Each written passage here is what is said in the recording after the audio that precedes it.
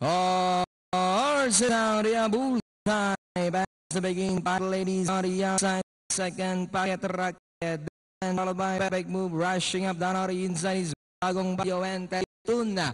And going along for the first turn, we have Bullseye, the leader by about 2 lengths. Fire Lady second, Bagong Barrio now moving up to take third.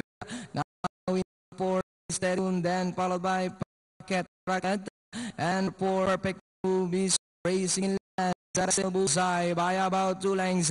Fire Lady now trying to get closer in second, and on the outside third, Bagong Barrio, Perfect Move, 32, and Packet Bullseye, now up on the outside, 32, Bagong Barrio, now coming closer on the outside, second, still finally this time, rings, Bagong Barrio, now 32, respect then by Bullseye, Perfect Move, Lady Fire Lincoln, Bagong Barrio is on the outside second.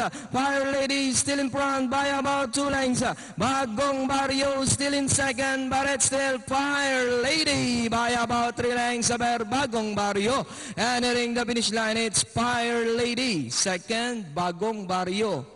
32, then comes Bullseye, Perfect Move, and number 3, Packet Rocket.